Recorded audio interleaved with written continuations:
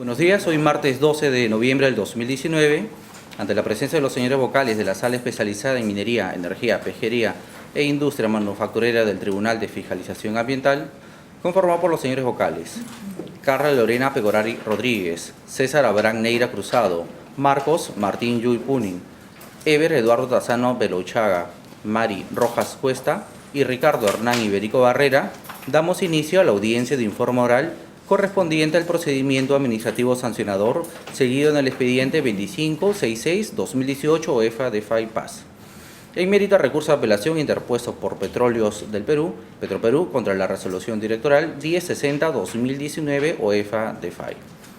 Para estos efectos, los representantes de la empresa, Erickson Arévalo Torres, Israel Santillán González, Fedela Natalie Valladares Meneses, Alfredo Pinillos Cáceres, Vanessa Ruidíaz Cañote, Rómulo Silva Angulo, Ian Vivanco Requena, Félix Salas Antapaucar, tendrán 30 minutos para hacer uso de la palabra. Asimismo, participarán en la presente audiencia de informe oral como terceros interesados los señores Rocío Mesa Suárez, en su calidad de representante del Instituto de Defensa Legal y del Gobierno Territorial Autónomo de la Nación Huampis, y el señor Henry Carhuac-Toctoc Sandoval, representante del Instituto de Defensa Legal del Ambiente y el Desarrollo Sostenible Perú, quienes contarán con 30 minutos cada uno para hacer uso de la palabra. Comenzamos con los señores representantes de Petroperú.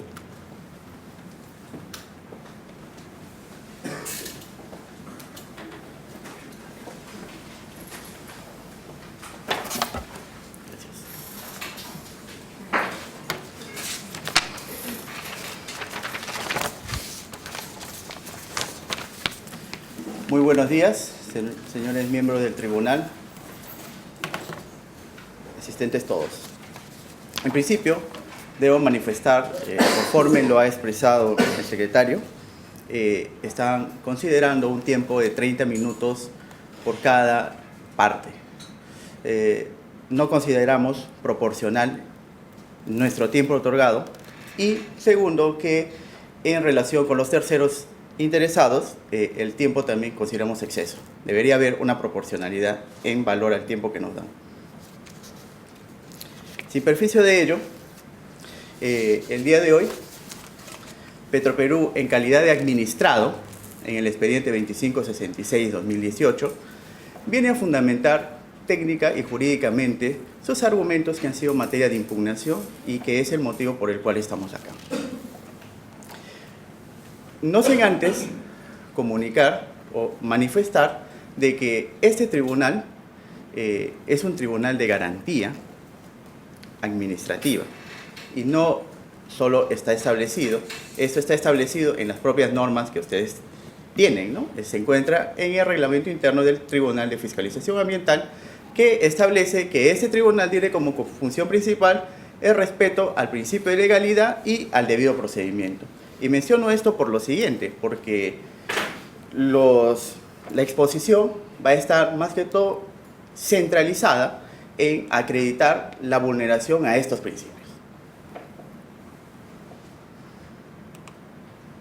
Esto es el tema que vamos a tratar, independientemente de los argumentos que se encuentran establecidos en nuestro escrito de apelación. Debo advertir que cualquier fundamento no manifestado no convalida el acto de todo lo que está expresado en nuestro escrito de impugnación. La primera vulneración que encontramos en el desarrollo del procedimiento administrativo sancionador llevado en instancias previas, es decir, con el tribunal, con el órgano instructor y el órgano decisor, tiene que ver sobre la vulneración del principio de legalidad. Entendiendo esto como aquel principio marco que sirve para establecer la responsabilidad a un administrado.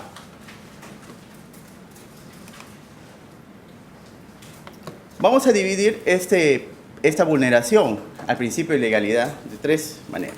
Uno, como ruptura de nexo causal. Lo siguiente, como vulneración al tema de la propiamente legalidad y relacionado también, la legalidad relacionado con el punto de vista médico el daño a la salud y el tema de las medidas correctivas. Podemos observar lo subrayado que dice, en relación al nexo causal, dice, no poseen las características de ser imprevisible, irresistible y extraordinario, tanto en el evento 440 como el 206. Entonces, nosotros manifestamos que este tipo de conclusión vulnera el principio de legalidad por lo siguiente. ¿Qué nos dice la Ley General del Ambiente, que es la ley especial para este tipo de procedimientos administrativos sancionadores? Nos dice, en resumen, que cuando el evento de deterioro del ambiente tenga su causa exclusiva en un suceso inevitable o irresistible, es decir, solo la normativa, como ustedes lo puedan verificar, establece que se cumpla con uno de estos requisitos. O es inevitable o es irresistible un evento. En ese sentido, vamos a volver a recalcar nuestros argumentos establecidos tanto con la DFAI como para ese tribunal en relación a esta ruptura y cómo se encuentra acreditado durante el desarrollo de este procedimiento. Voy a dar pase al ingeniero Rómulo Silva, quien es el encargado, ingeniero especialista en ductos, quien nos va a exponer sucintamente sobre el tema de la ruptura. Buenos días, miembros del tribunal. Buenos días con todos. En las dos siguientes diapositivas resumen el análisis de los supuestos eximentes de responsabilidad. En el caso del kilómetro 440, de acuerdo a los análisis realizados por expertos, en una evaluación experta, en donde participaron muchos profesionales, inclusive peritos del Colegio de Ingenieros, estuvo también la Universidad Nacional de Piura, estuvo una compañía especializada en ingeniería que es SNC Lavalin, estuvieron especialistas en inspección con calificación internacional y certificación internacional. Se realizaron todas las evaluaciones relacionadas al evento. Se llegó a la conclusión que este evento estuvo relacionado a un deslizamiento traslacional favorecido por la topografía y el ángulo de inclinación de las capas y estratos rocosos en la zona. Obviamente, el kilómetro 440 se encuentra en la cordillera de los Andes, esta característica es intrínseca de la zona, pero se hace una acotación importante, que se tuvo como detonante las intensas precipitaciones, que unido a la deforestación y al cambio del uso de suelo, se generaron las condiciones para que se generase ese evento, ¿no? Haciendo una clasificación de los factores que estuvieron relacionados al evento, podemos clasificarlas como acciones antrópicas, a la deforestación y a la alteración de la red hídrica natural. Entiéndase de que esto es generado o clasificado como un factor exógeno al manejo administrativo de la empresa. Igual, también las fuerzas naturales están relacionadas a las intensas precipitaciones que están vinculadas a su vez con la ocurrencia del fenómeno del Niño, y esto como un factor detonante. Este evento ocurrió el 25 de enero es en ese periodo en el que se manifestó el Niño costero. Hubo también la presencia de stress corrosion cracking, no como un factor detonante, pero sí estuvo en el lugar. Luego fue verificado los esfuerzos de flexión que superaron la resistencia del material. Esto hay evidencias actuadas en todos los documentos analizados por estos expertos. Y la fisura circunferencial, que es una prueba irrefutable que esta ruptura está relacionada con esfuerzos de flexión, generados a su vez por el deslizamiento súbito del talud. Toda esta información ha sido revisada minuciosamente por la supervisión especializada de OSINERMIN, que es el ente técnico que nos regula, ¿no? Tenemos dentro de sus principales conclusiones, la 5.6, en este informe final de instrucción, el DSHL 1973 del año 2017, que el evento proviene de factores ocasionados por la acción humana, nuevamente congruente con el análisis de los expertos, y causas de origen natural no previstas. Aquí vemos las causas de origen natural, como el fenómeno del Niño configura el supuesto de extraordinario. La misma autoridad está mencionando que no pueden ser previstas, es imprevisible, y la magnitud de las fuerzas naturales sabemos que cumple también con el supuesto de irresistible. En este sentido, este esquema configura como un caso de fuerza mayor. En el kilómetro 206 tenemos también, como resultado de las investigaciones realizadas nuevamente por evaluación experta, que está relacionado a un proceso de abrasión, desgaste acelerado del metal por un proceso de abrasión causado por agente externo. Subrayamos el desgaste acelerado que está definido en estos informes, y que se encuentra relacionado con una avenida repentina de un drenaje natural que cruza el ramal norte, originada por precipitaciones extraordinarias en el área. Nuevamente vemos que el kilómetro 206 tiene una conexión con lo que ocurría en la época con el 440, que vemos que el kilómetro 206, este evento sucedió el 2 de febrero, es decir, entre 7 a 8 días de diferencia de la misma época. Se identificó el drenaje natural de agua que está perpendicular al eje de la tubería. Se comprobó también que esta quebrada tiene un arrastre de partículas abrasivas cuarcíticas que son propias del sustrato de esta quebrada, y nuevamente el detonante. Esta avenida se ha comprobado, esta avenida repentina, se ha comprobado que está relacionada con las precipitaciones torrenciales ocurridas en aquella época, que generaron el desgaste abrasivo que también ha sido verificado por compañías expertas. Dentro de ellas, el informe más sobresaliente es el realizado por la compañía Element Materials de Houston, hasta donde fue en este laboratorio en donde se analizaron las muestras extraídas de estos dos sectores. Nuevamente, el fenómeno natural originado por carácter aleatorio de las precipitaciones torrenciales. En un pie de cordillera no se puede predecir dónde ocurre las lluvias torrenciales. En estas cordilleras puede ocurrir que en una quebrada pase 20 o 30 años sin tener su activación. Sin embargo, dada la ocurrencia de fenómenos naturales dominantes, pudiera ser que existiese una activación de estas quebradas. Esta documentación técnica realizada por los expertos ha sido revisada por la Supervisión Especializada de Ocinermin, en cuyo informe final de instrucción, el de SHL 1979 del 2017, también menciona que este fenómeno está relacionado con un proceso abrasivo que desgastó el espesor de este tramo, sometiendo al oleoducto a esfuerzos superiores al límite elástico del material hasta su rotura. Nuevamente vemos que se configuran los supuestos de extraordinario, es imprevisible, y ante un evento de este tipo, también el de irresistibilidad, configurando los tres supuestos de un caso de fuerza mayor. Gracias. Bueno, como ya expuso el ingeniero Rómulo en relación a la ruptura de nexo causal, nos preocupan las conclusiones a las que llega las instancias previas, tanto el instructor como el decisor, porque a pesar de todos los medios probatorios adjuntos en el expediente, dígase pericia, que tenemos informes, hay una pericia del Colegio de Ingenieros del Perú que establece que efectivamente ahí hubo causas naturales, motivo por el cual sucedieron los eventos.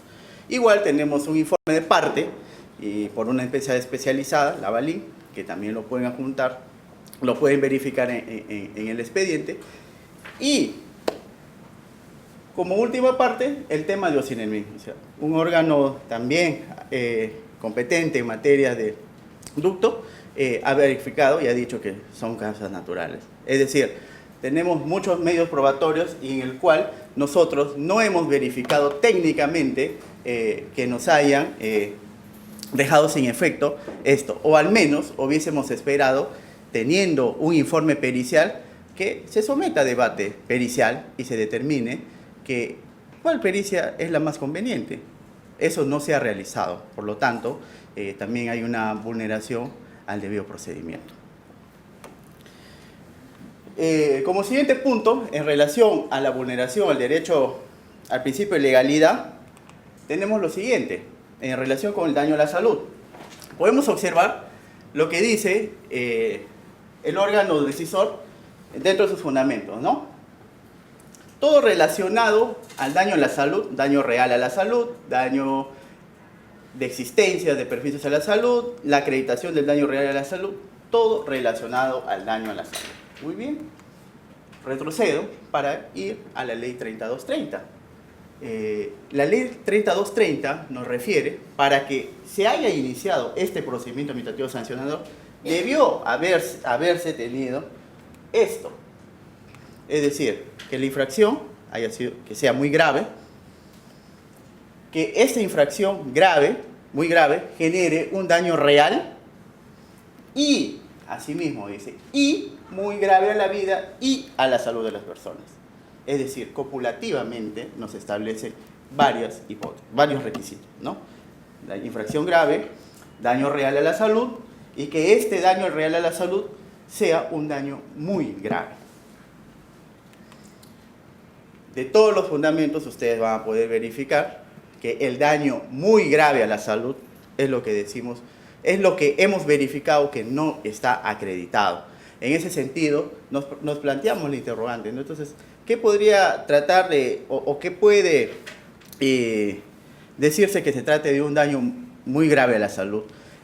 Tengo acá, en este caso voy a dar pase al médico, Jan Vivanco, que es un médico de nuestra empresa, especialista en estos temas, quien nos va a ilustrar qué puede entenderse por daño muy grave a la salud. Buenos días con todos, buenos días miembros del tribunal. A través de las presentes diapositivas, lo que se va a tratar de determinar es el concepto daño real a la salud, específicamente en relación a la gravedad. Partamos de un concepto. Desde el punto de vista de la literatura médica, el daño real a la salud no está conceptualizado. La Organización Mundial de la Salud, la Organización Panamericana de la Salud no lo determina como tal. Pero sí determina un concepto muy importante, que es salud. Y cuando hablamos de salud, inmediatamente hablamos a relación del proceso salud-enfermedad. Cuando hablamos de enfermedad, nos dirigimos inmediatamente a la presencia de un diagnóstico, es decir, el acto en el cual un profesional de la salud llega a un diagnóstico determinado y por ende lo catalogo en relación a una enfermedad. Este proceso, llamado para determinar un diagnóstico, es realizado por un médico a través de un concepto que se llama un acto médico. Y el acto médico lo que busca es esto: pruebas y el uso de evidencias para la toma de decisiones. Yo tengo que evidenciar de manera técnica y de manera médica y objetiva de que efectivamente hubo un daño para poder tener un diagnóstico definitivo. Este proceso que realiza el médico lo realiza a través de recopilación de información. Inicia, por ejemplo, con la anamnesis. La anamnesis es la entrevista que realiza el personal médico en relación a la presencia de síntomas que refiere un paciente: dolor de cabeza, dolor de estómago, dolor abdominal, náuseas, mareos, vómitos. Estos datos son corroborados por el personal médico en relación a la exploración física. Es decir, realiza un examen físico con la finalidad de hacer una correlación clínica entre lo que me dice un paciente y lo que encuentro desde el punto de vista médico.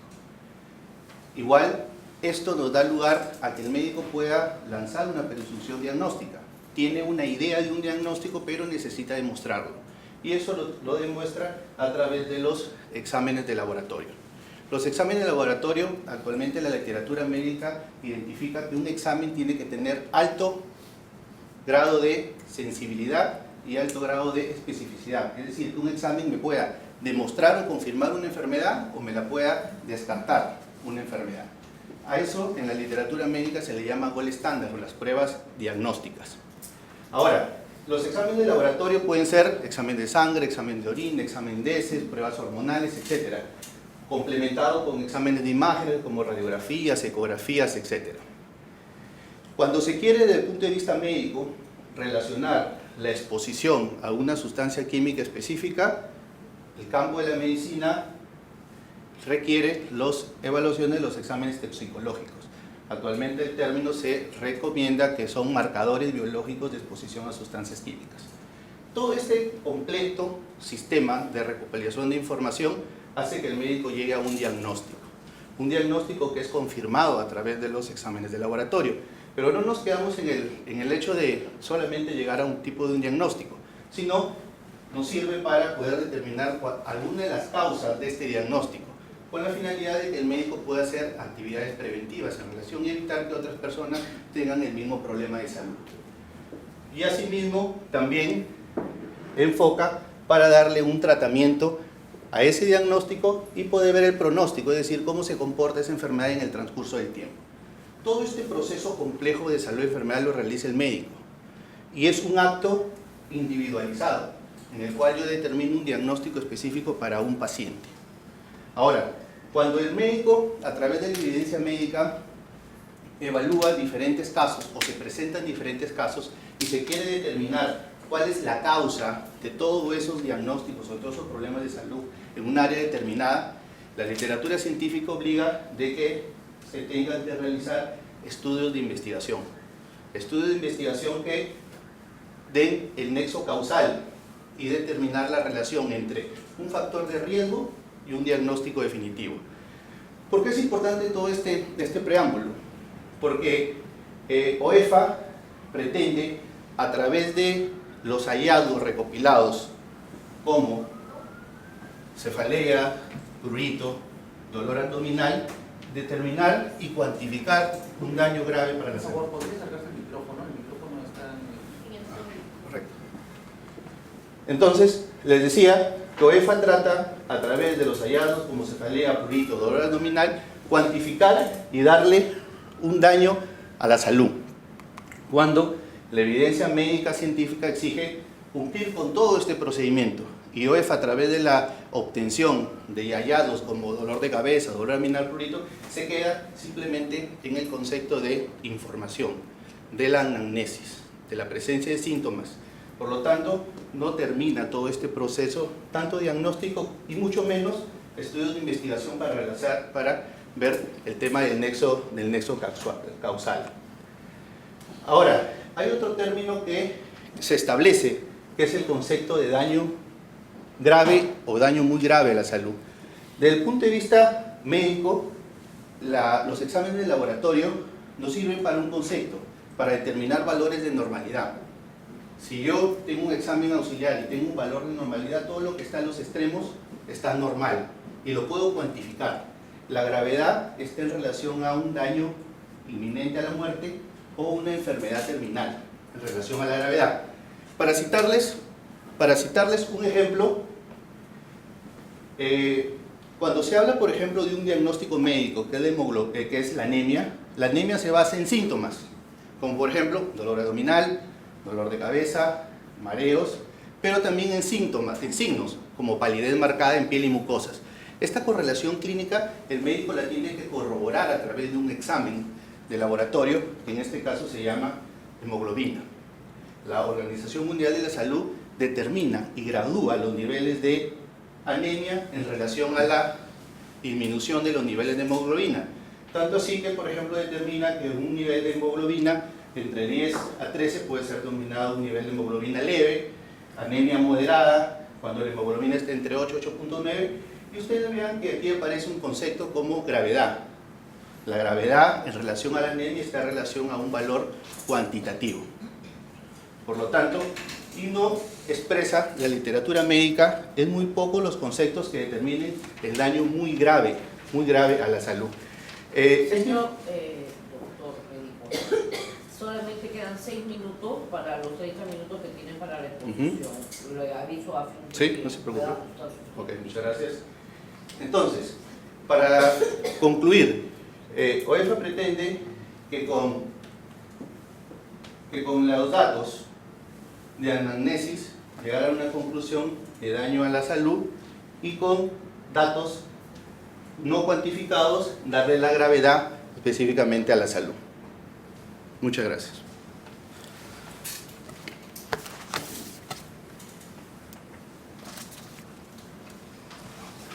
Bueno, para recalcar este punto de el daño a la salud, debo mencionar que el médico refirió que este tipo de acreditaciones es de manera individualizada. Es más, yo retrocedo y voy a lo que dice la ley. la ley específicamente dice que este daño debe ser objetiva, individualizada y debidamente acreditada. Ahí está, no solo es parte de la literatura médica, también es parte de la norma. Situación que ustedes, como observarán en el expediente que es materia de impugnación, no se encuentra acreditada.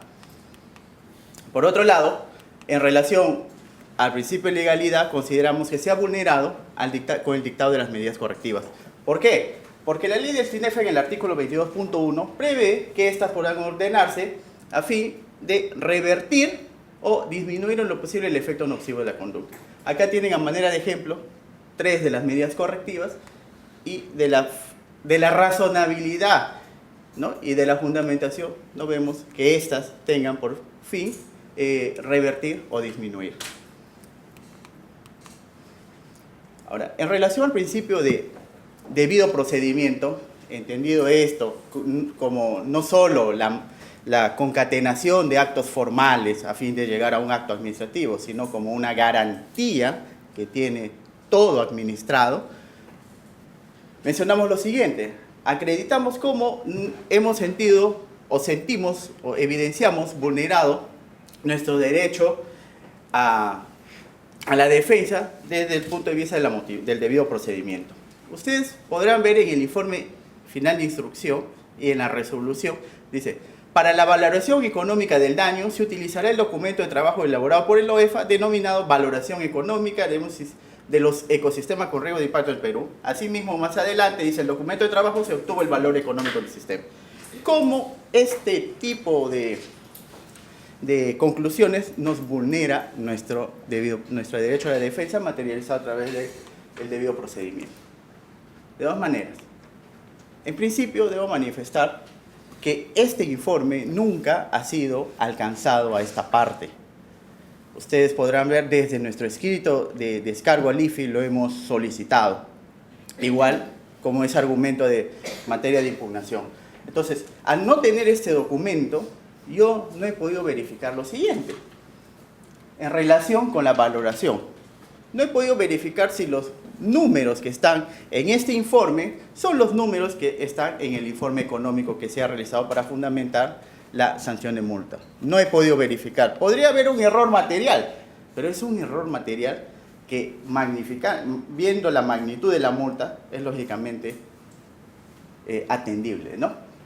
Además, este mismo documento, en caso sea utilizado, dice que tiene que contar con un arbitraje expreso. ¿Esto quién lo dice? La Guía de Evaluación Económica del Patrimonio Natural, estableció por el MINA en el año 2016 y del cual OEFA es parte adscrita. No hemos podido verificar esto. Es más, debo mencionar lo siguiente. ¿Qué dice el TUO de la LEPAC? Dice: los informes, dictámenes o similares que sirvan de fundamento a la decisión deben ser notificados al administrado conjuntamente con el acto administrativo, situación que no ha sucedido hasta la fecha. Otra forma de ver vulnerado nuestro derecho al debido procedimiento es a través de la valoración del cálculo de la multa. Voy a dar pase al ingeniero Alfredo Pinillos, quien sucintamente igual expondrá el tema del cálculo de la valorización. Buenos días. Verán, para efectos del cálculo de la multa, OEFA, la Dirección de Fiscalización, refiere que lo que ellos pretenden hacer es valorar la pérdida de los servicios ecosistémicos de las áreas afectadas por ambos eventos. En otras palabras, para OEFA, o para la Dirección de Fiscalización, como ocurrencia del impacto, que en este caso son los eventos, lo que ocurrió fue una pérdida de servicios ecosistémicas circunscrita a un área delimitada por la afectación. Y esta, presuntamente, causó daño a la salud. Para la Dirección de Fiscalización, determinar la valoración económica de estos servicios perdidos es pieza clave para determinar el monto final de la multa. Ahora bien,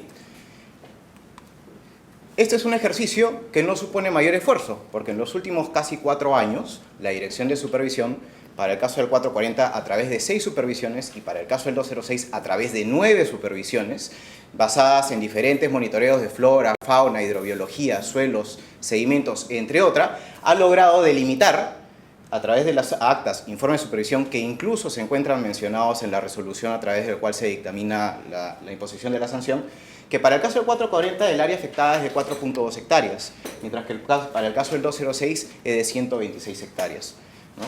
Esta es la misma dirección de supervisión determinando el área de afectación. Sin embargo, ¿qué es lo que hace la dirección de fiscalización?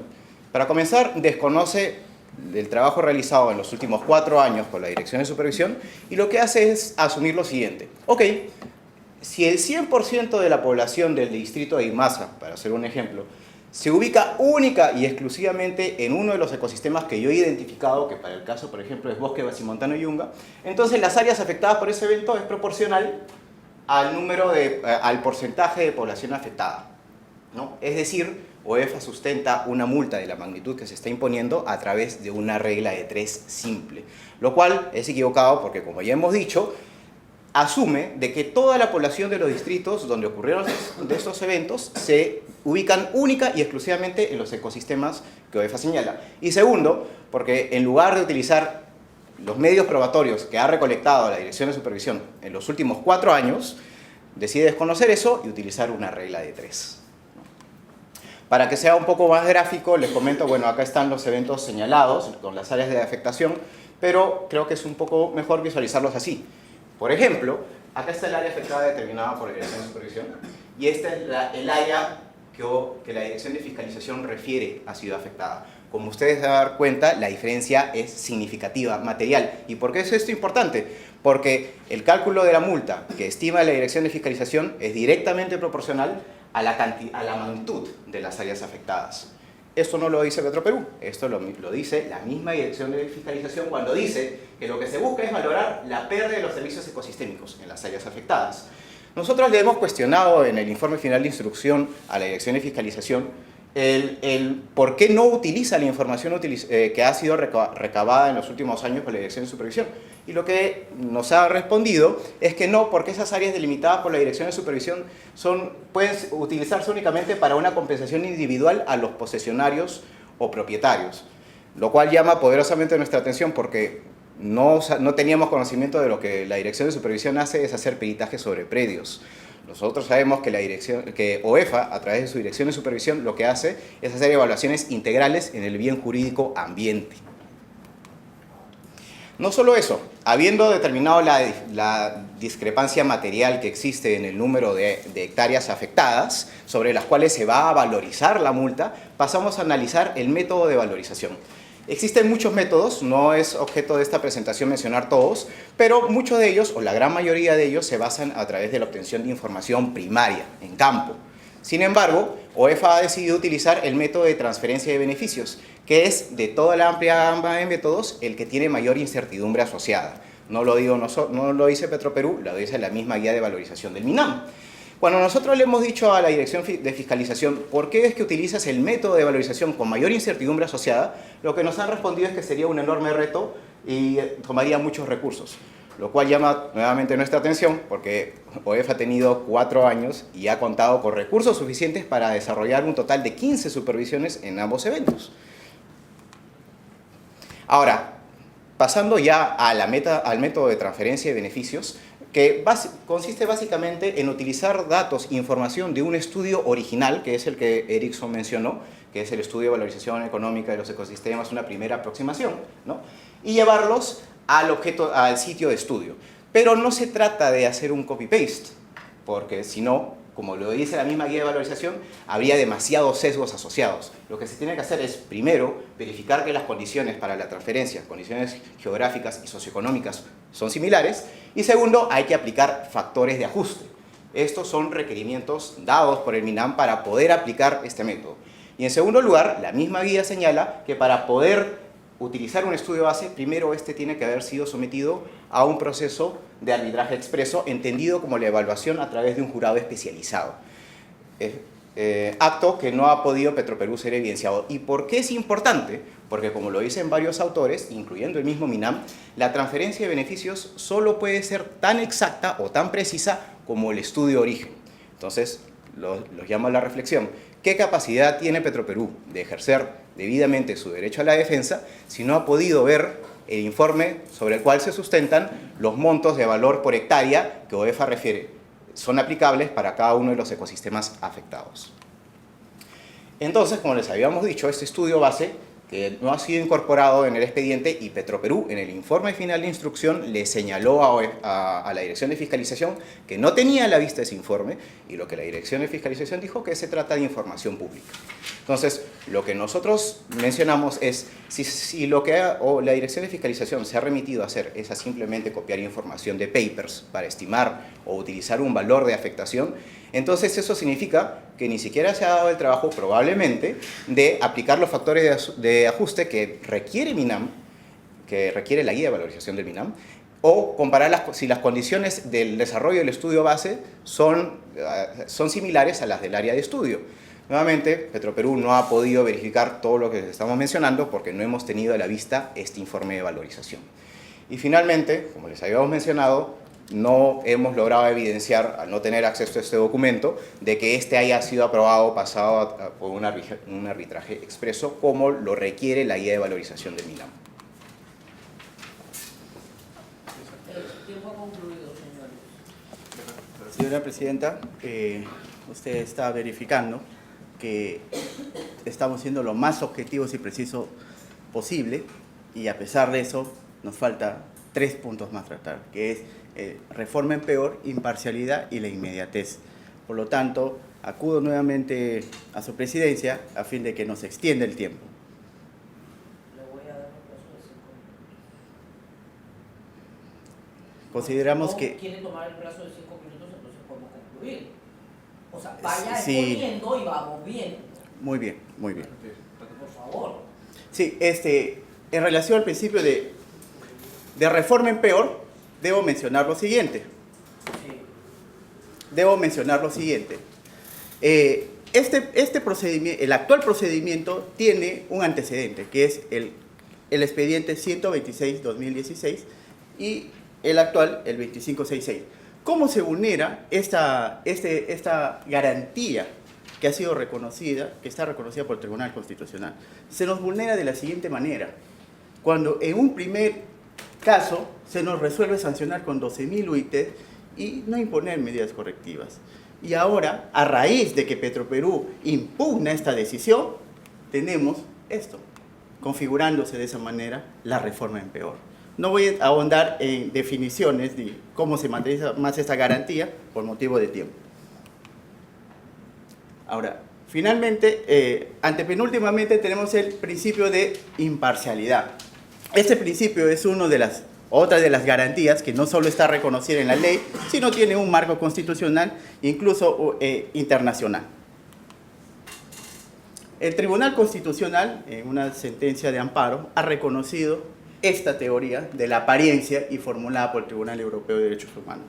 Los números y fundamentos se encuentran en el escrito de impugnación. Esto dice que no solo debe hacerse justicia, sino también parecer lo que se hace. Y mencionamos esto por lo siguiente. Ustedes podrán verificar acá quienes elaboran el informe final de instrucción. Hemos encuadrado a las personas que se encuentran de manera conjunta con el director. Es decir, el instructor con el decisor. Eso, señores, no es admisible en un procedimiento administrativo sancionador. No olvidemos que en el marco del jus puniendi se tiene que respetar todos los principios y garantías. Entonces, avalar este acto no solo es dotar de arbitrariedad a una decisión, también es en contra de la ley, que hasta podría revestir, quién sabe, hasta de ilícito penal. Por último, vamos a tocar el tema de la inmediatez y con esto cerramos, relacionado con cada uno de estos eventos. Buenos días, señores. Voy a tratar de ser lo más breve posible. A ver. No pasa. Bien, la imputación que tenemos de parte del OEFA es de que Petroperú no adoptó las acciones inmediatas para controlar y minimizar los impactos negativos ocasionados por los derrames del kilómetro 440 del tramo 2 y del kilómetro 206 del ramal norte. Siguiente, por favor. En el caso del 440, en el punto 458, nos indica que debemos señalar que contrariamente al sentido de sus argumentos, existían facilidades para su acceso, tan es así que el administrado llegó el mismo día 25 de enero a las inmediaciones del derrame. Asimismo, se advierte que la estación 6 de Petroperú se encontraba relativamente cerca, a 16 kilómetros, y existía una carretera próxima al punto de derrame. La siguiente, por favor. La siguiente. La siguiente. Efectivamente,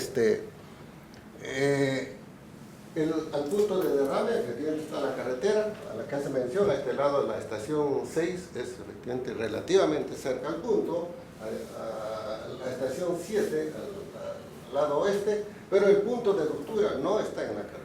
El punto de ruptura, el punto de falla, se encuentra en el derecho de vía, que se ubica a aproximadamente 1 kilómetro del acceso a la carretera a través de una trocha existente de muchos años atrás, que en esos momentos se encontraba para rehabilitar, trabajo que tuvimos que desarrollarlo utilizando maquinaria pesada que fue necesario trasladar desde la estación 7 hasta el punto del acceso. Hay que mencionar que en un caso de una emergencia, efectivamente el plan de contingencia activa en forma inmediata, y eso significa que, recibida la información, como en este caso, debemos proceder a parar el bombeo. El bombeo estaba paralizado en ese momento, hay que inspeccionar la zona. El personal de la estación 6 procedió inmediatamente a confirmar la información recibida, y una vez identificado y mapeado la situación, se procedió al traslado de la maquinaria pesada que era necesario para poder acceder al tubo que se encontraba en ese momento o en ese punto a 2 metros sobre el suelo, sobre el nivel del.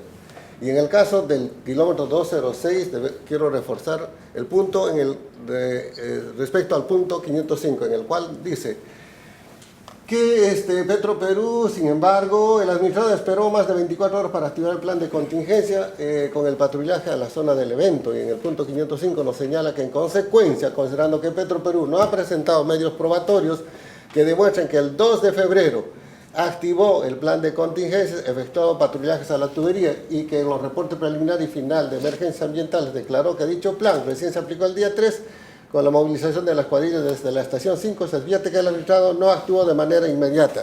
Acá, de igual manera, debemos mencionar que desde el documento inicial que pasamos al OEFA, en este caso el 10 de marzo, a través del informe presentado, el plan de emergencia, indicamos que el día 2 de febrero, a las 8:18 horas, Petroperú suspendió el bombeo en el oleoducto Ramal Norte, al detectar una caída de presión con el SCADA, y de manera preventiva activó el plan de contingencia con el plan de patrullajes. El plan de patrullajes consistió básicamente en dividir en los 250 kilómetros que comprende el ramal norte, un tramo desde la estación Andoas hasta el kilómetro 12 para ser patrullado por el personal de seguridad de la estación Andoas, otro patrullaje desde el kilómetro 12 hasta el 97 a cargo de la empresa Servicorrosión, que estaba prestando el servicio de inspección de los sistemas de protección catódica, otro grupo de patrullaje desde el kilómetro 97 hasta el 160 a cargo de la empresa Serpremor, que desarrollaba en esa oportunidad el servicio de desbroce, y finalmente otro patrullaje desde el kilómetro 160 hasta la estación 5 a través de la empresa Oasis, que la siguiente, por favor. La documentación sustentatoria está dado en estos documentos, estos contratos, y en particular en el OTT 41.000.3544, que comprende el servicio del 98 al 160, y el 41.000.3246, que comprende el servicio desde el kilómetro 161 hasta el 252, que incluye el punto de falla, que es el kilómetro 206 más 035. Eso sería todo de mi parte. Muchas gracias. A manera de conclusión, debemos definir que se ha acreditado la vulneración al principio de legalidad, se ha evidenciado no solo el principio de legalidad, también el debido procedimiento, la imparcialidad y el derecho a la defensa.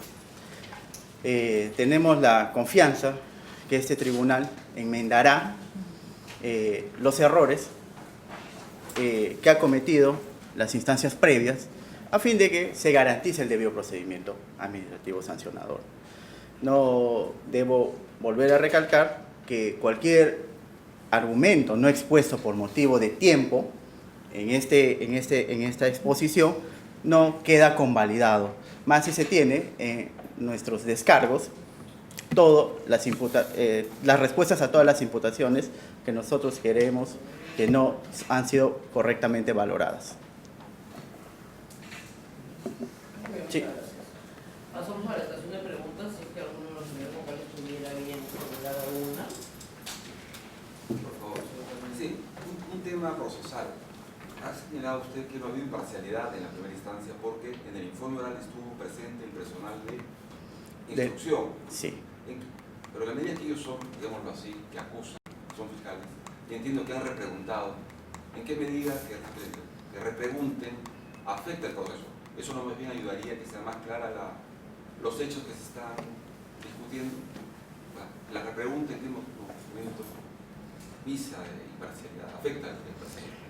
El solo hecho de tener presentes a las personas que han elaborado un informe para el cual ya ha sido previamente elaborado nuestros descargos y valorado por ellos, contamina a esta persona que tiene que resolver de manera imparcial y que de acuerdo a las normas internas de OEFA tiene cada uno una función que cumplir.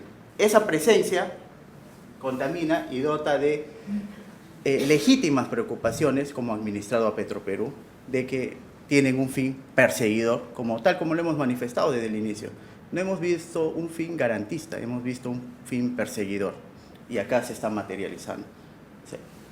¿Qué hacen esta persona acá? O tratan de asegurar su resolución, su informe.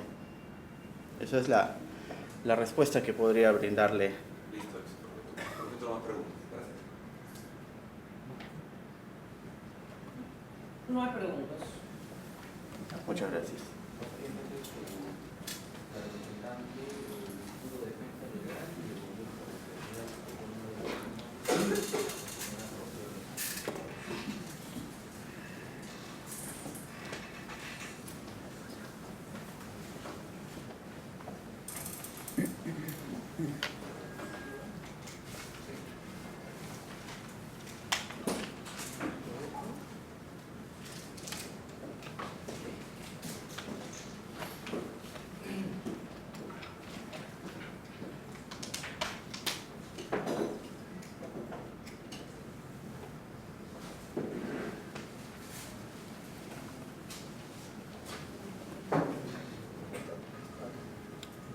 Buenos días. Seré breve porque me voy a centrar más que todo en la parte jurídica. La parte técnica, desde nuestro punto de vista, está muy bien fundamentada en la resolución, se puede leer muy claramente, está muy bien sustentada, ¿no? Y nos llevaría mucho tiempo. Sí, es densa la resolución, entonces voy a ser breve y dedicarme a ciertos puntos, ¿no?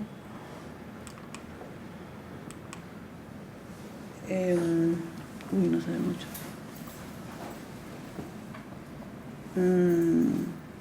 Bueno, en la apelación, ¿no?, de Petroperú, en la primera parte se afirma que hay una vulneración al principio de legalidad, ¿no?, por una tramitación irregular del PAS. Lo que argumenta Petroperú es que no se ha probado objetivamente que los derrames hayan generado un daño grave a la vida y la salud de las personas, ¿no? Perdón, ¿podría hablar un poco más fuerte? Porque no le... Ah, sí, perdón. No, a ver. Ya.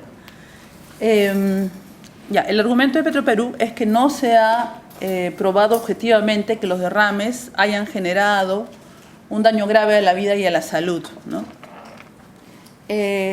Sin embargo, en esa parte de su apelación no explican por qué no se ha probado objetivamente que los derrames hayan generado un daño grave. No hay ninguna fundamentación al respecto en esa parte de la apelación. Luego, respecto a la supuesta vulneración del debido proceso, están cuestionando que no se haya realizado la desacumulación de las imputaciones, ¿no?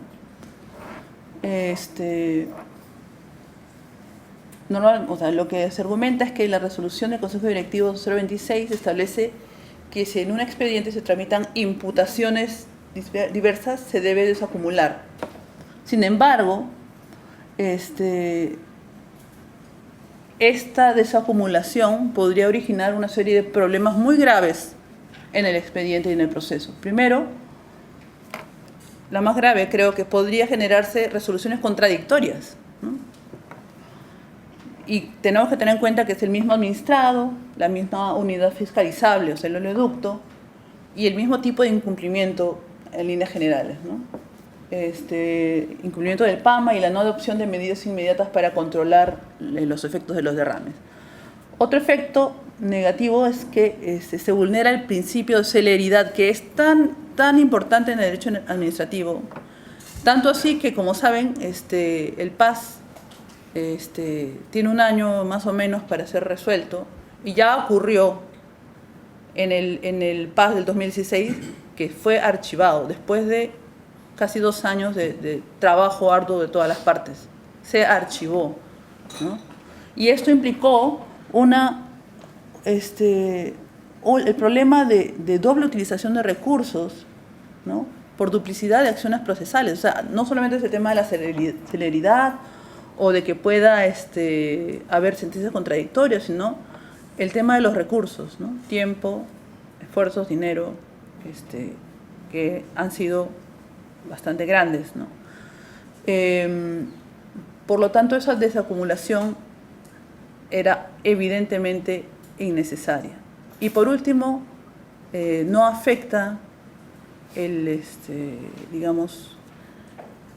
no afecta la resolución final, ¿no? No es un elemento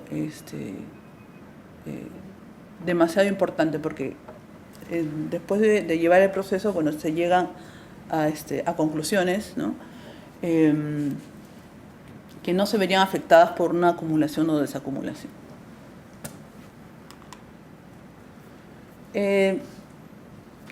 Aquí solamente para recordar, ¿no?, que la acumulación o desacumulación se realiza para resolver imputaciones en un tiempo razonable.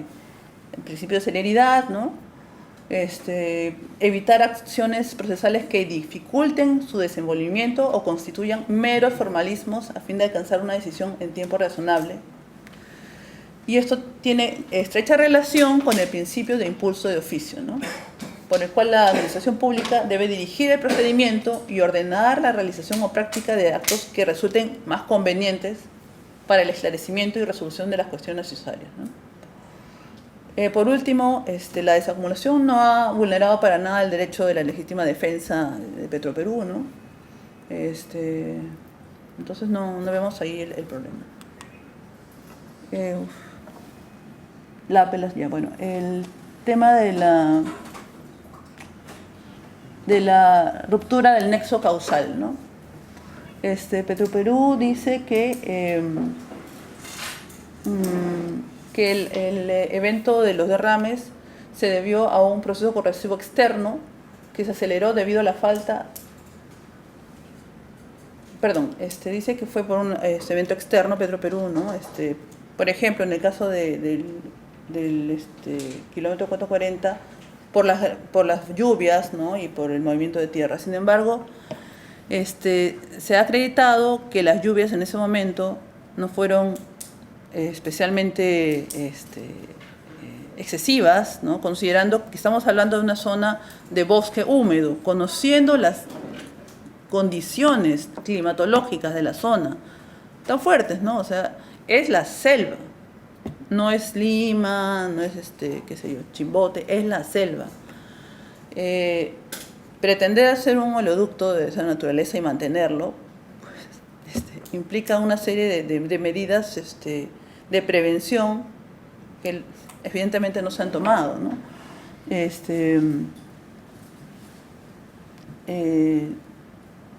Luego, para hablar del tema de la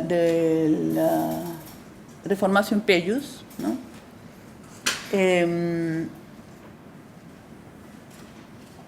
Básicamente se trata de Este principio tiene que ver con que no se pueda, digamos, otorgar una sanción, por ejemplo, de mayor magnitud luego de una apelación, ¿no? Pero aquí se menciona el expediente, el PAS del 2016, que fue archivado, ¿no? Sin embargo, tenemos que tener en cuenta, primero, que este expediente no fue anulado, ¿no? No fue declarado nulo, fue declarada nula la resolución y se retrotrajo, o sea, se ordenó que se retrotrayeran el procedimiento hasta donde se dio la nulidad. Esto significa que no se anuló ese expediente, ese procedimiento.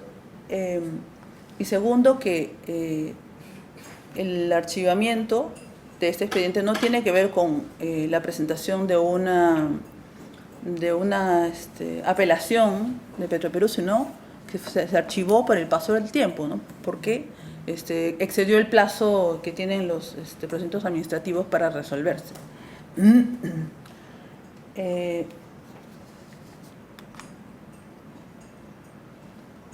Bueno, respecto al, ya se habló, ¿no?, de la participación de miembros del órgano instructor en la audiencia. Realmente el argumento es muy débil, al contrario, ¿no?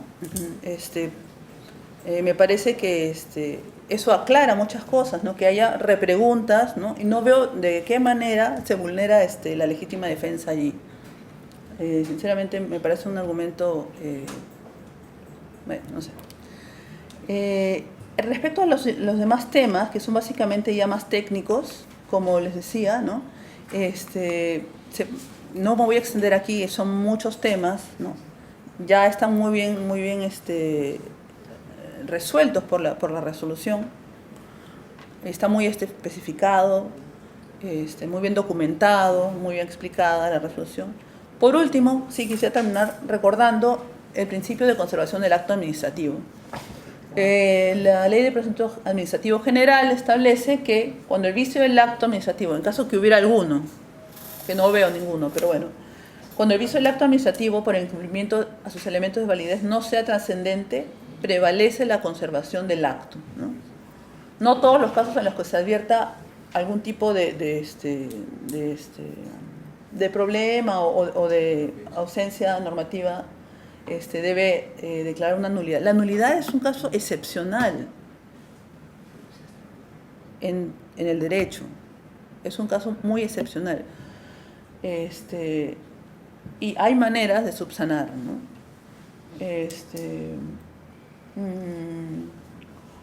El 14.2.3 establece que son actos administrativos afectados por vicios no trascendentes, el acto emitido con infracción a las formalidades no esenciales del procedimiento, o considerando como tales aquellas cuya realización correcta no hubiera impedido o cambiado el sentido de la decisión final en aspectos importantes, o cuyo incumplimiento no afectare el debido proceso del administrado. Gracias.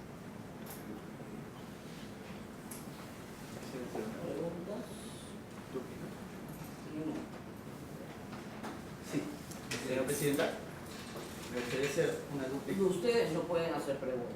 Las preguntas las hacemos acá los vocales. No es un proceso trilateral, eso es un proceso administrativo sancionado.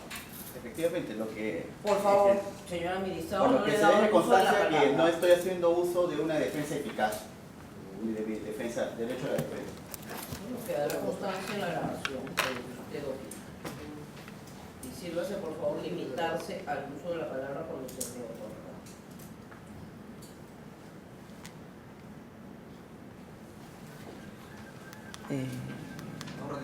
Sí, la tecnología.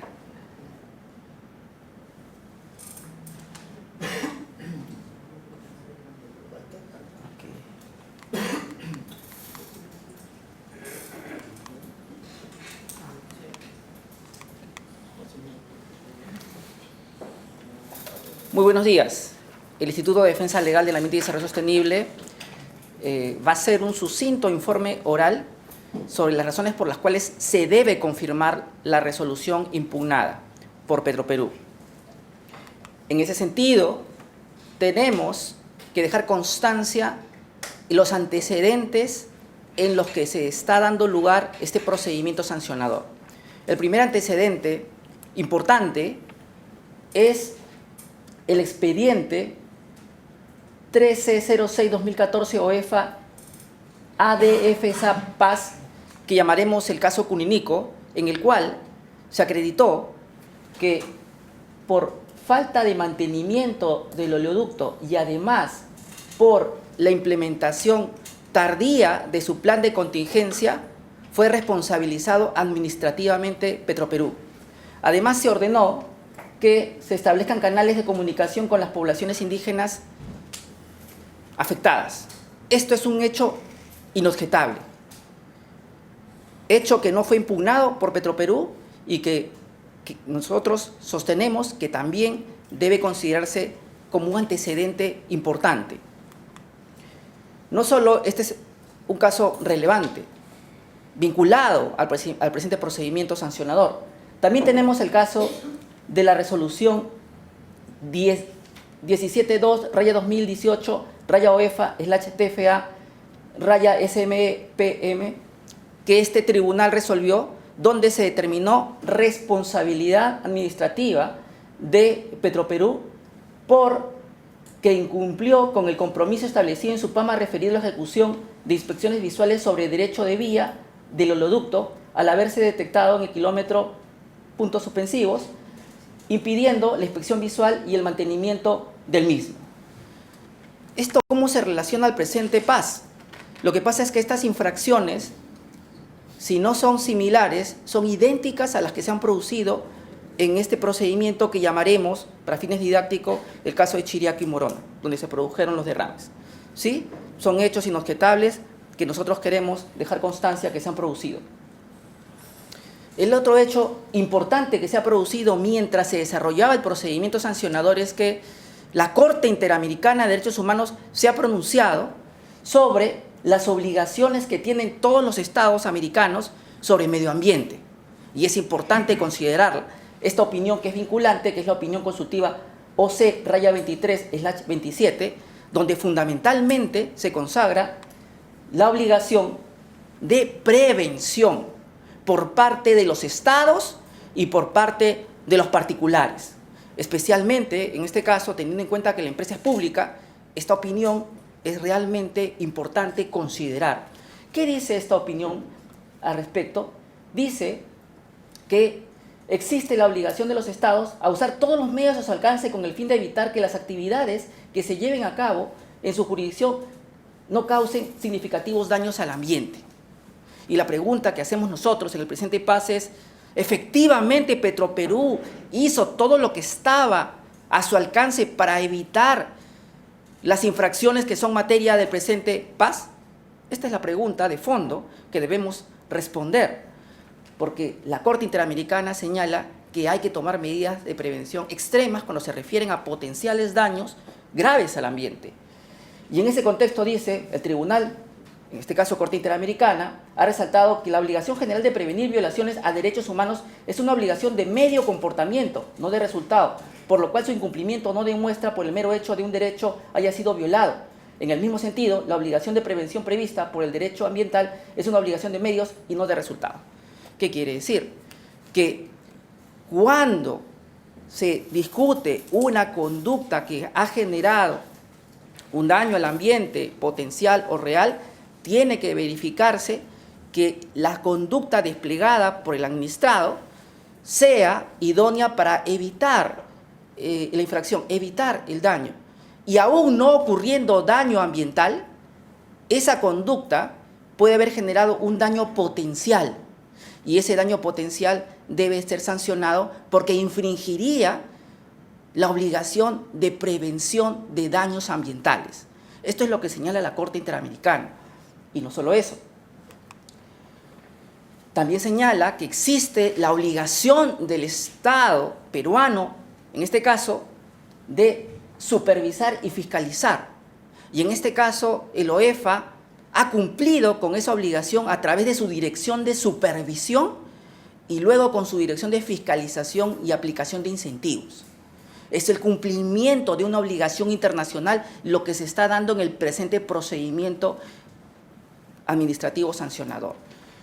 No consideramos bajo ningún concepto que se esté vulnerando el debido proceso del administrado, que ha tenido a lo largo de casi 3 años y algo más el derecho a defenderse, tiene capacidad financiera y económica para presentar los medios probatorios y esta vez ha tenido más tiempo que los demás para explayarse en sus argumentos, lo cual nos parece saludable.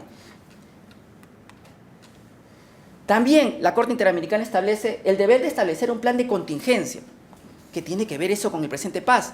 Justamente porque en el presente paz se discute si Petroperú ejecutó adecuadamente, idóneamente el plan de contingencia para evitar que el daño ambiental generado por la infracción se expanda. ¿Y qué dice la Corte Interamericana? Dice, esta Corte considera que el Estado de origen debe tener un plan de contingencia para responder a emergencias y a desastres ambientales que incluyan medidas de seguridad y procedimientos para minimizar las consecuencias de dichos desastres. En el expediente consta que no se ejecutó adecuadamente el plan de contingencia y además consta que no hubo un mantenimiento adecuado del oleoducto con todas las verificaciones técnicas del caso, que no viene el caso a detallar por tiempo, pero que están en estas 400 hojas muy bien fundamentadas y muy bien sostenidas por la Dirección de Fiscalización y Aplicación de Incentivos.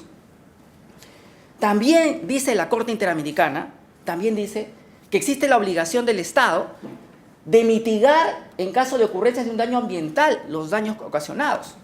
Aquí nos preguntamos, luego de ocurrido el derrame, ¿efectivamente Petroperú mitigó los daños ambientales graves que generó en el ambiente, tanto en Chiriaco como en Morona? ¿Lo hizo? Veremos en el expediente que no fue así. Y no fue así porque el Ministerio de Cultura lo estableció. Y no fue así porque reportajes periodísticos lo verificaron. Y no fue así porque una serie de autoridades del sector de producción, del sector de salud, ya lo verificaron. A nosotros no queremos intentar probar nada porque está probado en el expediente y en los informes de las autoridades competentes que ha existido un daño a la salud, que ha existido un daño al ambiente, que ha existido un daño a la flora y a la fauna. Por otra parte, si por allí existía la posibilidad de una subsanación voluntaria que se ha reclamado en algún punto del procedimiento sancionador, esta se desvanece porque la jurisprudencia reiterada de este tribunal ha señalado que este tipo de infracciones es instantánea. ¿Cómo voy a hacer mantenimiento de manera post a cuando debí realizarla? ¿Cómo voy a ejecutar un plan de contingencia cuando ya ocurrió el daño y lo estoy haciendo tardíamente? Son infracciones instantáneas, están consumadas, no hay nada que hacer. Esto no es subsanable. Y además hay que tener en cuenta que para la subsanación, de acuerdo a toda la normatividad de OEFA y a la propia ley 2744, no puede ser una infracción grave, muy grave. Por lo tanto, no hay posibilidad de subsanar por mucho que ellos aleguen al respecto. El otro tema, no menos importante, y yo quiero hacer énfasis aquí, que como ha presentado a un médico Petroperú, nosotros debemos también decir que quien les habla es autor de un libro de responsabilidad civil médica. Por lo tanto, estoy cualificado para opinar sobre actos médicos. Y en este caso me voy a referir puntualmente a lo que es materia del procedimiento, que es cómo es que el OEFA, tomando lo dicho por el Organismo Mundial de la Salud, establece que el concepto de salud es tanto de bienestar físico, bienestar mental y bienestar social. Y esto es apoyado por los organismos internacionales y por la jurisprudencia internacional. Esto no es un descubrimiento. OEFA está aplicando algo que hace 40 años ya se sabe. Y Petroperú eso no lo puede desconocer porque son conceptos inobjetables, en los que universalmente todos estamos de acuerdo. La salud no comprende solamente un bienestar físico, sino mental y bienestar social.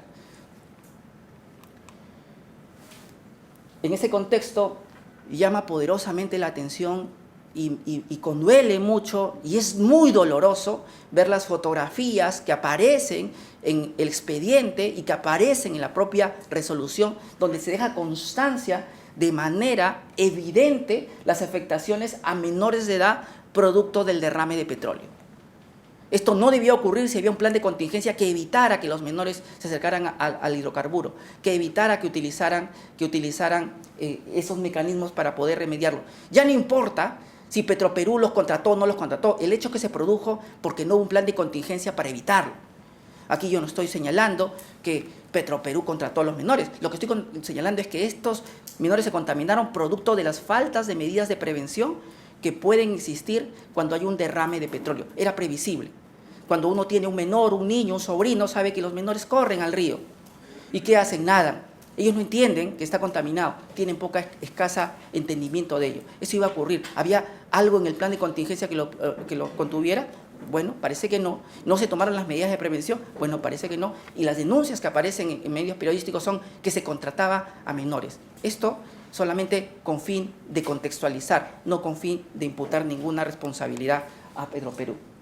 El otro hecho que está probado es que el Ministerio de Cultura ha demostrado que hay una afectación al bienestar social de la población indígena. Ojo, que la salud no solamente es física, y aquí se ha apelado a un argumento solamente de salud como bienestar físico. No, la autoridad, la única que puede opinar sobre el bienestar de los pueblos indígenas, ha señalado que sí impacta en la salud de estas poblaciones. Y para que no se diga que solamente hay informes del Ministerio de Cultura, existen en el expediente y en la propia resolución la relación de las historias clínicas de los afectados de manera documental. 39 casos aquí aparecen muy bien documentados y con la debida sintomatología, ¿no? Cefalea así, cefalea así, cefalea de hematitis, etcétera, etcétera. Estos síntomas han sido universalmente aprobados por la Autoridad de Salud, que son propios de una contaminación de hidrocarburos. Hay una relación de causalidad. Estos casos no existían, la estadística de estas enfermedades no era esta antes de producido el daño. Aquí el escenario es que producto del derrame se contaminaron y se enfermaron. Y hay historias clínicas que lo demuestran. Y ahí hay que decir que el tratamiento de estas pacientes, estos usuarios de salud, es un acto médico. Porque para tratar estas enfermedades puede hacerlo un personal médico. Así que sí se produjo un acto médico. Acá no hay ninguna posibilidad. Quizás podamos dudarlo en algunos casos, pero en este caso no. Y aquí entro al fondo del cuestionamiento de Petroperú. Dice, como no existen informes médicos, no se acredita el daño real a la salud. Ya hace mucho el ordenamiento jurídico peruano y el de otros países se dejó de lado la prueba tasada. Yo puedo probar un hecho mediante diversos medios probatorios, sucedáneos de prueba. Por lo tanto, uno podría hacer el informe médico, pero no el único. Por eso es que las fotografías y los informes de la autoridad competente son válidos. Y este tribunal no ha desacreditado las fotografías ni otros medios de prueba. Aquí se señala, incluso lo rescato, que siguiendo lo expuesto en el caso de afectación a la salud se acreditaría exclusivamente mediante un acto médico. Se dejaría sin protección los aspectos de salud cuya afectación puede ser acreditada con otros medios distintos a los diagnósticos médicos. Por tratarse de afectaciones de bienestar social, pues los diagnósticos médicos no son únicos medios que acreditan dicho menoscabo. Podemos convenir en que sí, pues, un diagnóstico médico es una prueba, pero no es la única. Y no podemos cerrar esas posibilidades de probanza. Como por ejemplo, otro podría ser el testimonio del paciente, como por ejemplo, otro puede ser un reportaje periodístico, como por ejemplo, otro puede ser una fotografía. Hay muchas formas de ver la realidad social, no solamente una, tecnócrata y profesional, hay muchas otras formas. Por otra parte, aquí solamente enfatizar y rescatar lo importante de esta resolución es que deja claro que también se afectó el bienestar mental, y no solamente como el bienestar físico de una forma tangible, sino también de una forma psicológica. Y ese daño es grave. Que a mí me destruyas mi ambiente como lo conozco me deprime. Es más, este expediente a mí me ha deprimido, y yo no vivo en la comunidad. Me ha causado un enorme malestar. No me ha dejado indiferente ver a niños contaminados, a personas contaminadas y afectadas. Ahora, si ellos están viviendo eso, me imagino que también sentirán una gran aflicción, una gran depresión. Y eso lo dice el informe, porque es legítimo que uno se sienta triste cuando le causan un daño a su estilo de vida y a su ambiente. Pero no solamente como individuo, sino como comunidad. Aquí bien se establece que las mujeres aguajún, los niños aguajún y los hombres aguajún ya no pueden pescar, ya no pueden nadar, ya no pueden hacer sus actividades relacionadas con el medio ambiente. Y ya la Corte Interamericana, en casos como Aguastigni, en casos como Saramaca, en casos como Sarayaku ha señalado que existe una íntima relación entre el pueblo indígena y el ambiente, y cualquier afectación a esta relación genera un perjuicio en su bienestar social, en su bienestar mental, en su identidad étnica y cultural. Por lo tanto, no podemos ser indiferentes a ello. Puede ser que no vea heridas, puede ser que no vea tos, pero hay depresión. Eso es perfectamente posible y eso no se puede negar. Ya para finalizar, solamente quería mostrarles cosas que me indignan y que debo decirlo como ser humano, más que como abogado, que no deben volver a producirse. ¿Cómo es posible que niños menores de 1 año, de 2 años, se hayan contaminado por petróleo? Debemos mejorar nuestras prácticas de nuestra industria petrolera. Esto no puede volver a pasar. Esto no puede volver a pasar. Y por eso es que estamos acá, para decirles que muy bien ha documentado esta resolución, como niños de 1 año y 1 mes se les ha contaminado y se les ha ocasionado dermatitis de contacto. 2 años y 11 meses, dermatitis de contacto. Yo no me imagino si uno de nuestros hijos o uno de nuestros sobrinos se contamina así, ¿cómo estaríamos? ¿Cómo nos pondríamos? ¿Cómo nos indignaríamos? Y sin embargo, eso no se ve de la empresa. Yo quisiera hacer esa reflexión porque es importante que se entienda que el bienestar mental y el bienestar social es fundamental. Y ya para concluir, solamente decirles que la Corte Interamericana ha establecido, en el caso de la comunidad indígena Yaqui Axa versus Paraguay, Fondo de Reparaciones y Costas, sentencia del 17 de junio del 2005, que las afectaciones especiales de la salud e íntimamente vinculadas con él, las de derecho a alimento y el acceso a agua limpia, impactan de manera aguda en el derecho a una existencia digna y las condiciones básicas para el ejercicio de otros derechos, como el derecho a la educación, el derecho a integridad y cultura. En el caso de los pueblos indígenas, el acceso a sus tierras ancestrales y el uso y disfrute de los recursos naturales que ellas se encuentran está directamente vinculado a la obtención de alimento y agua limpia. Y eso lo dice bien la resolución. Cuando se ha contaminado el río Chiriaco, cuando se ha contaminado el territorio que está al costado del río, se ha afectado su derecho a alimentación, se ha afectado su derecho al agua potable, se ha afectado su derecho a recreación, se ha afectado su derecho a la pesca, se ha afectado su derecho a la casa, se ha afectado el derecho a la salud. Esto es innegable, pero no solamente eso, el derecho a la alimentación, el derecho al agua, el derecho a la identidad étnico-cultural. Y eso ha quedado perfectamente acreditado en esta resolución que nosotros, desde el Instituto de Defensa Legal del Ambiente y Desarrollo Sostenible, felicitamos. Está muy bien documentada y creemos que se debe confirmar. Solamente para finalizar, voy a mostrar unas diapositivas que aparecían en la resolución anterior que queremos rescatar. La resolución directorial 17-2017 OEFA DFSAI ya advirtió a Petroperú, aunque fue anulada por caducidad, ya advirtió que habían estas afectaciones, al bienestar social. Ya lo sabían. Quizás por eso en esta presentación no se ha enfatizado. Ya se sabía que había una pérdida de servicios ecosistémicos, por eso no se entiende cómo hablar de que no hay una afectación a la valoración económica ambiental. Hay una afectación a los servicios ecosistémicos, hay una afectación de acuerdo a la guía de valoración económica ambiental, a la manual de valoración económica ambiental.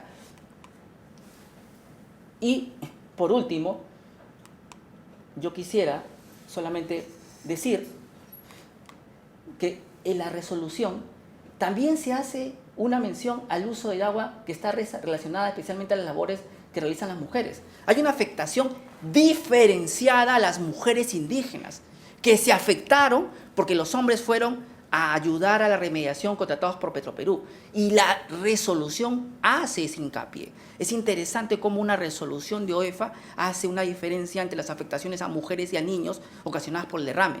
No necesariamente acá relacionadas con el directo de derrame, sino con el trabajo que generó a los empleados indígenas y cómo las mujeres quedaron solas y tuvieron que comer otras cosas que no comían, escarabajos, insectos que no utilizaban usualmente porque no podían comer pescados. Esa es una afectación y lo está probando la resolución. Testimonios que nosotros mismos hemos traído aquí en el expediente obra, tanto de video en idioma propio de la zona como y traducidos, están dejándose constancia. Finalmente, también hay que señalar y enfáticamente decir que no solamente se ha infringido el derecho a la salud, al ambiente, sino también se ha afectado la diversidad biológica. Y aquí es absolutamente contrario a la ética decir que como solamente se ha identificado que se afectó a unos individuos de la diversidad biológica, entonces no sería grave. No, no es así. La diversidad biológica no tiene que ser alterada en toda la población de una especie. Eso sería trágico.